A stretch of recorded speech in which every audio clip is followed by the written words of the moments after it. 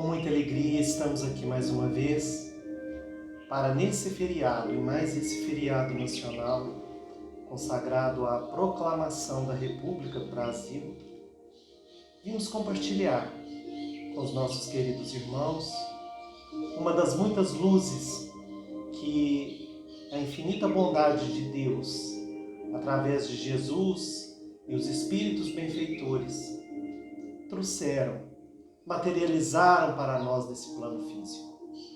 Trata-se da proclamação da República vista do além. No livro Brasil, Coração do Mundo, Pátria do Evangelho, psicografado pelo médium Francisco Cândido Xavier e ditado pelo espírito Humberto de Campos, que também assinou o pseudônimo de Irmão X, foi publicado em 1938 pela Federação Espírita Brasileira.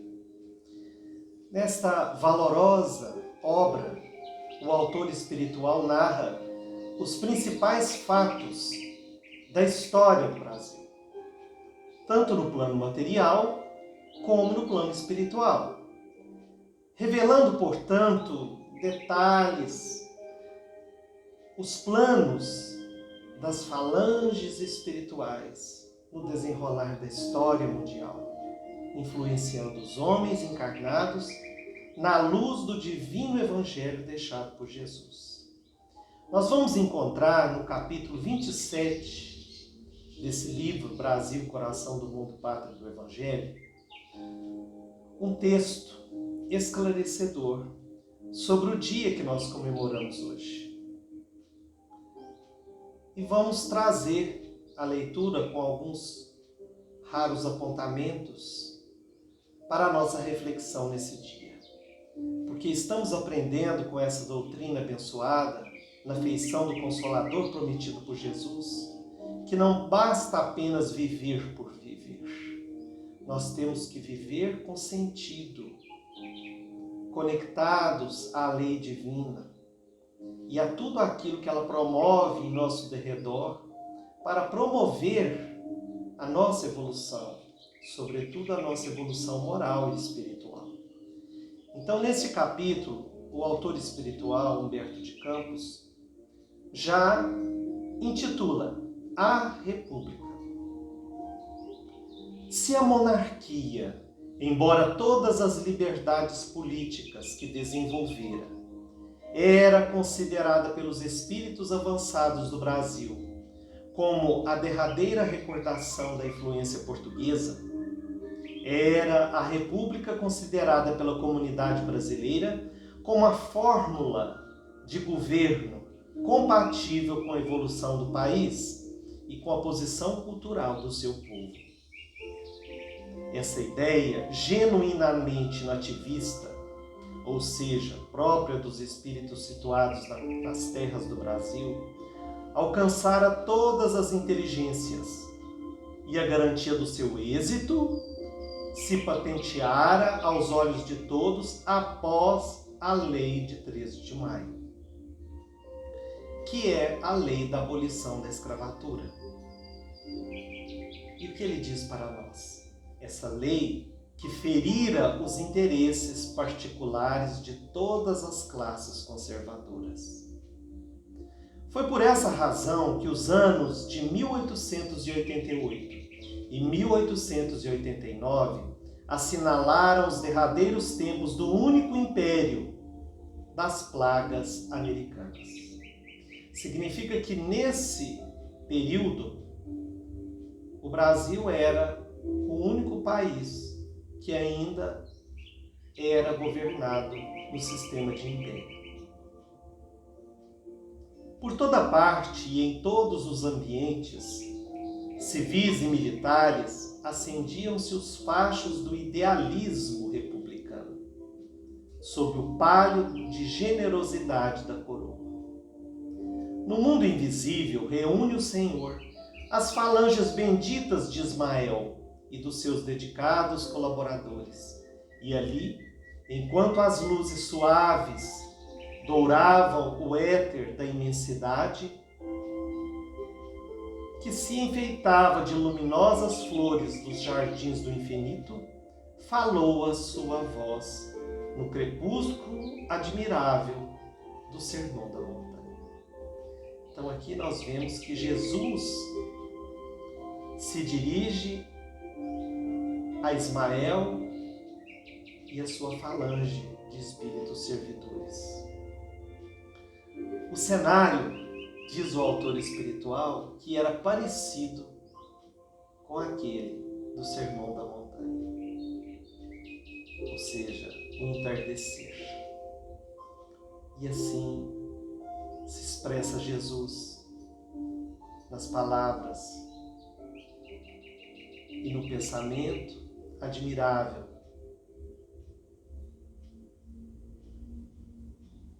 do medianeiro, do missionário que nos trouxe tantas luzes.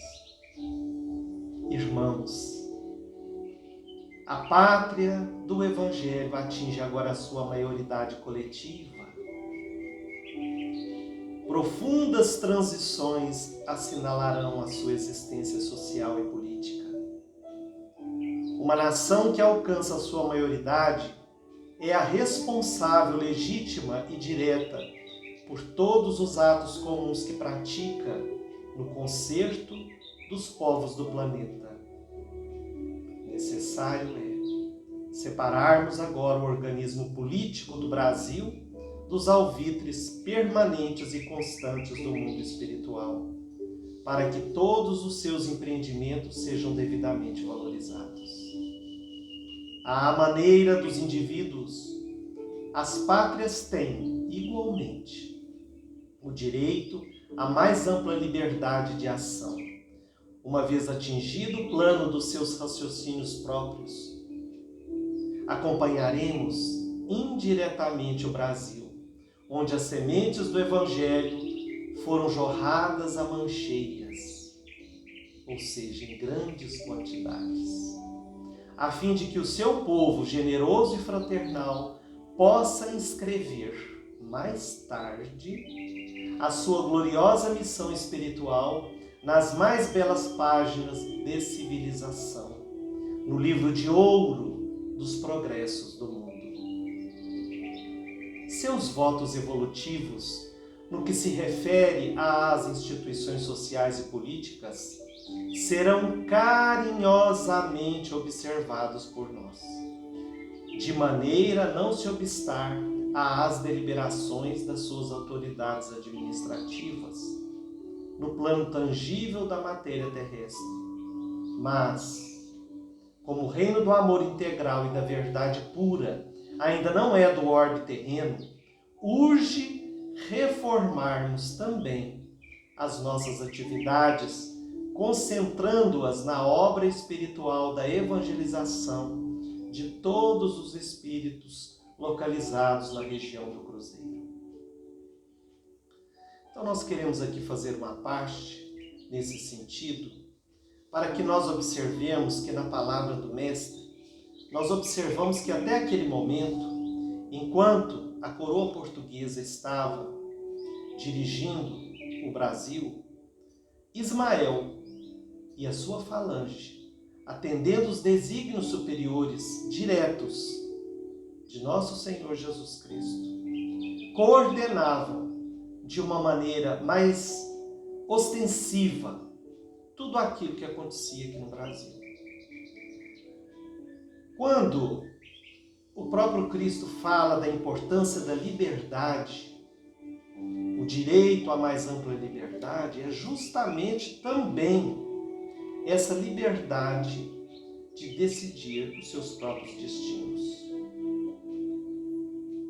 E aí ele fala que tanto Ismael como essa falange iria acompanhar indiretamente o Brasil.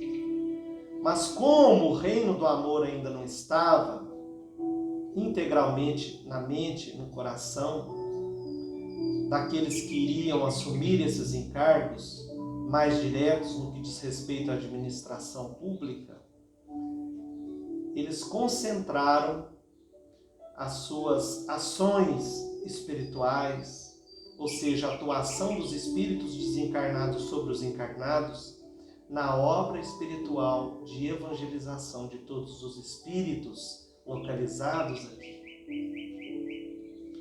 E ele continua: consolidareis o templo de Ismael,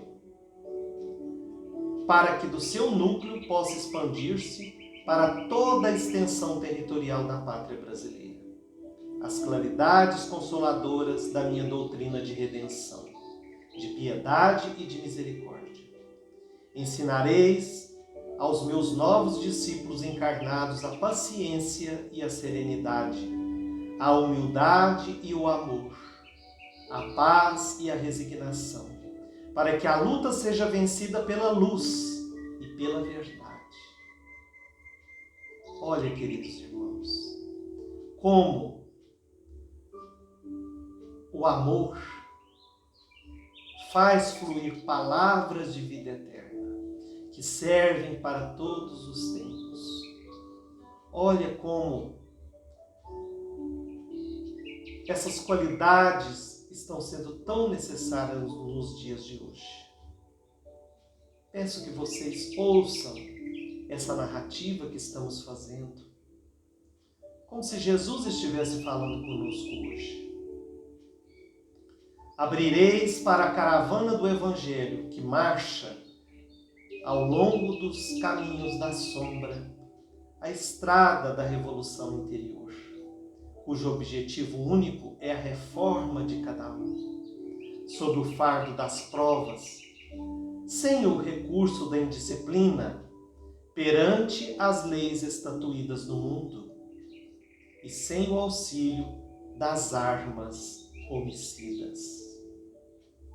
A nova revelação não se verifica para que se opere a conversão compulsória de César às coisas de Deus, mas para que César esclareça o seu próprio coração, edificando-se no exemplo dos seus subordinados e tornando divina a sua imperfeita obra terrestre. Conduzireis, portanto, aos meus discípulos encarnados o estandarte da fé e da caridade, com o programa da renúncia e do desprendimento dos bens humanos, dentro dos sagrados imperativos da sua grandiosa missão. Aqui o Mestre Incomparável toma o nome de César como o encargo de todos aqueles que assumem a administração pública. É o poder dos homens, é o poder temporal. A proclamação da República Brasileira, continua ele, como índice da maioridade coletiva da nação do Evangelho,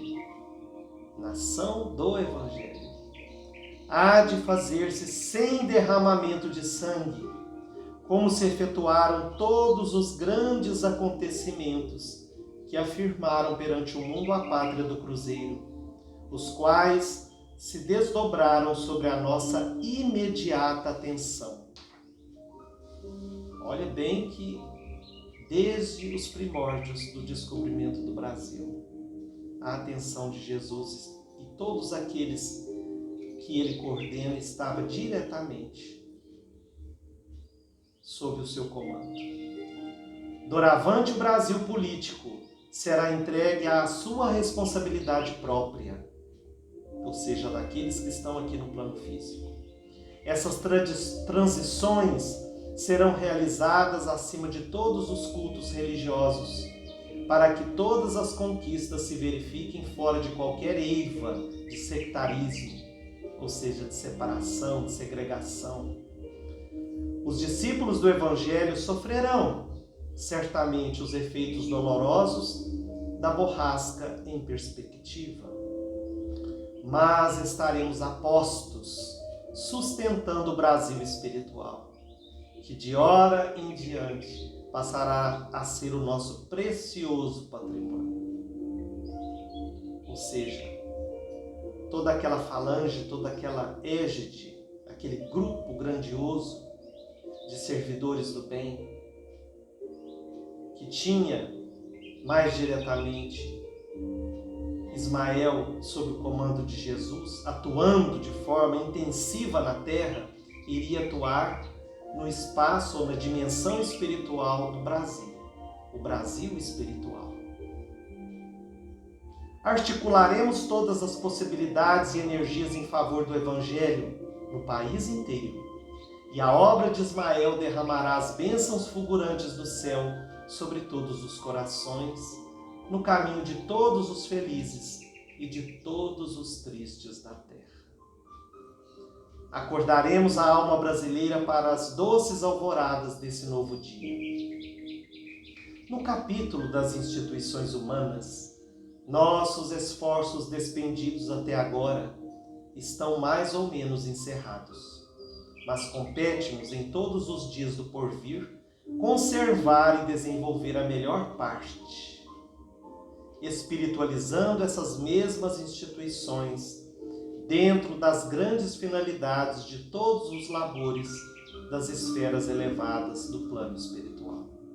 Então, tudo aquilo que foi edificado pelos homens foi através do germe, da semente do bem, plantado no coração de cada irmão que se corporificou no Brasil para construir, para criar, para desenvolver e conservar todas essas instituições públicas. Bem-aventurados todos os trabalhadores da seara divina, da verdade e do amor, pois deles é o reino imortal da suprema ventura. E aqui termina a narrativa de Jesus para Ismael e toda aquela falange. E aí o autor espiritual continua. Ou seja, Humberto de Campos. As falanges do infinito, sob as doces determinações do Divino Mestre, preparam então o último acontecimento político que se verificaria com seu amparo direto e que constituiria a proclamação da República. Todas as grandes cidades do país, com o Rio de Janeiro na vanguarda, e aqui nós queremos fazer uma parte que a capital, então, do Império, ou seja, do Brasil, era Rio de Janeiro. Então, todas as grandes cidades entregam-se à propaganda aberta das ideias republicanas. Os espíritos mais eminentes do país preparam um grande acontecimento. Os espíritos encarnados. Entre os seus organizadores, preponderam os elementos positivistas, para que as novas instituições não pecassem pelos excessos da paixão sanguinolenta dos sectarismos religiosos. Então, alguns que já estavam devidamente preparados, moral e espiritualmente, eles controlaram o fanatismo. E a 15 de novembro de 1889, com a bandeira do novo regime nas mãos de Benjamin Constant, Quintino Bocaiúva, Lopes Trovão, Cerzedelo Correia, Rui Barbosa e toda uma pleiade de inteligências cultas e vigorosas, o Marechal Deodoro da Fonseca proclama inopinadamente a República dos Estados Unidos do Brasil, no Rio de Janeiro. O grande imperador, Dom Pedro II, recebe a notícia com amarga surpresa. Deodoro, que era íntimo do seu coração e de sua casa, voltava-se agora contra suas mãos generosas e paternais. Todos os ambientes monárquicos pesam esse ato de ingratidão clamorosa, mas a verdade é que todos os republicanos eram íntimos de Dom Pedro. E quem não lhe devia no Brasil o patrimônio de cultura e liberdade? Os instantes de surpresa, contudo, foram rápidos. O nobre monarca repeliu todas as sugestões que lhe eram oferecidas pelos espíritos apaixonados da coroa, no sentido da reação. Então existiram aqueles que não concordavam com a República, com a liberdade política, e que eram afeiçoados ao imperialismo, à coroa. E aqui tem uma parte muito interessante. Confortado pelas luzes do alto, que não o abandonaram em toda a vida, Dom Pedro II não permitiu que se derramasse uma gota de sangue brasileiro no imprevisto acontecimento.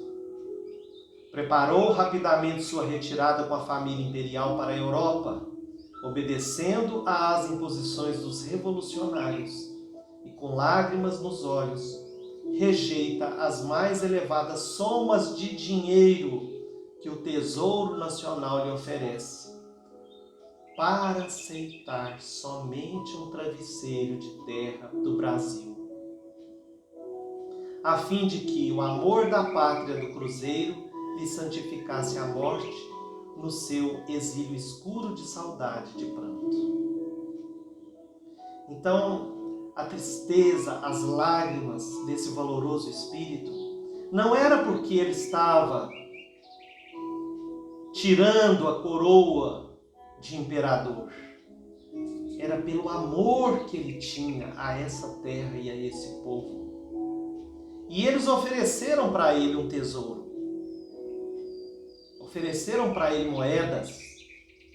E ele recusou todas. Ele quis levar apenas um punhado de terra. Terra do chão.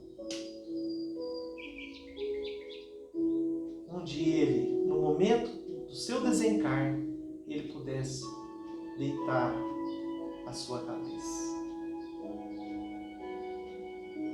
e o seu coração. Jesus, porém, consoante a sua promessa, santificara já os seus cabelos brancos. Uma doce paciência caracterizou o seu inenarrável martírio moral. Martírio moral de se afastar do país onde ele nasceu. O grande imperador retirou-se do Brasil, deixando não um império perecível e transitório do mundo, mas uma família ilimitada, que hoje atinge a soma de quase 50 milhões de almas. Sendo visitado a 30 de novembro de 1889 pelo Visconde de Ouro Preto, a bordo do Alagoas, na capital portuguesa, o imperador lhe declara com serena humildade: em suma, estou satisfeito. E referindo-se à sua deposição, acrescenta: é a minha carta de alforria, agora posso ir aonde quero. Nesses amargurados dias, o generoso velhinho encontrava-se nas vésperas do seu regresso à pátria da luz e da imortalidade. Dom Pedro II nasceu em 2 de dezembro de 1825, no Rio de Janeiro, e desencarnou no dia 5 de dezembro de 1891, em Paris, então com 66 anos de idade. É interessante a gente pensar, nessa afirmativa, generoso velhinho, mas é incrível, nós pesquisamos a média de vida, a perspectiva de vida do brasileiro em 1800 eram 27 anos. Então, para ele que já tinha passado os 60, quando ocorreu a proclamação, estava completando 63, em dezembro, ocorreu em novembro, ele já era realmente, para aquela época, um velhinho. Continuemos. No Brasil iam ser continuadas as suas tradições de amor e de liberdade pelas forças militares, as quais, por sua vez, as entregariam aos grandes presidentes paulistas. Nunca a sua figura de chefe da família brasileira foi esquecida no altar das lembranças da pátria do Evangelho. E não só o Brasil lhe reconheceu a inesquecível superioridade espiritual. Conta-nos Múcio Teixeira que era ele cônsul-geral do Brasil na Venezuela, quando chegaram até lá, ou seja, na Venezuela, as notícias dos acontecimentos de 15 de novembro, desenrolados no Rio de Janeiro. Ou seja, o reconhecimento da superioridade moral, do benefício que Dom Pedro II, em todo o seu reinado, edificou no Brasil, era reconhecido por todos os outros países. Conta esse cônsul do Brasil na Venezuela. Interessante que esse mesmo Múcio, ao entrar no palácio do governo da República vizinha, a fim de solicitar o seu exequatur é um termo jurídico, né, que se pode definir como uma autorização para que uma sentença estrangeira ou pedido sejam cumpridos no Brasil. Então ele foi nesse outro país para poder pedir essa autorização. O doutor Rojas Poole, eminente político sul-americano, encaminhou-se para ele exclamando: Senhor cônsul-geral do Brasil, peça a Deus para que a sua pátria, que tem sido governada durante meio século por um sábio,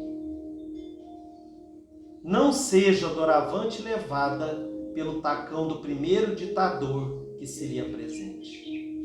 E abraçando-o, sensibilizado, concluiu: acabou-se a única república que existia na América, o Império do Brasil. Então olha que interessante essa colocação desse político sul-americano famoso. Apesar do Brasil ter estado, durante quase meio século governado por um sistema imperialista, ele disse: acabou-se a única república que existia na América. Então nós devemos aprender com a história, aprender com a atuação, a prática, quando o coração é evangelizado pelo amor, pela dedicação aos semelhantes, pelo bem à maioria e não a uma minoria. Não importa o regime, importa o que se faz, o que se edifica, o que se constrói. Então acabou-se a única república que existia na América, o Império do Brasil. Parece um contrassenso, né? Acabou-se o Império, regime imperialista, para começar a república. Mas Dom Pedro, na sua superioridade, ele realmente construiu muita coisa importante na época em que ele esteve conosco. E como espírito desencarnado, ele é um dos que ainda aqui estão, atendendo aos desígnios de Jesus, sob a falange de Ismael. Tenhamos fé, tenhamos esperança. Abracemos as nossas atividades sociais, profissionais, familiares, cada dia com um renovado amor, dedicação, desprendimento. E pensemos sempre que, assim como nos primórdios do descobrimento e da colonização do Brasil, Jesus cuidou diretamente de todos os detalhes. E apesar de nós já estarmos de posse da nossa liberdade política e social, a importância de cada um de nós, cuidando da sua forma de pensar, de sentir, administrando cada um o orgulho que ainda possui, o egoísmo que ainda teima em se sobrepor às virtudes que já conseguimos até agora. É a nossa maior responsabilidade, porque disso tudo vai resultar as nossas ações no plano físico. Que a nossa escolha seja do bem, Meditemos na frase de ordem que está na bandeira do país que nascemos e que vivemos. Ordem e progresso. Nós vamos postar a seguir a esse vídeo o hino da República. Observemos bem, caros irmãos, como foi, tem sido e sempre será o cuidado carinhoso em cada detalhe. Todos os hinos, o hino da independência, o hino da bandeira, o hino da República, eles foram cuidadosamente inspirados. Desejamos a todos um ótimo feriado. Sejamos gratos, meditemos no esforço de tantos e tantos, para que hoje nós estejamos aqui desfrutando essa liberdade, um dos maiores patrimônios da alma. Mas nos planos que nós atuamos, nós é que precisamos manter essa liberdade com o auxílio do alto. Muita paz, muita esperança, muita confiança. Fiquem com Deus.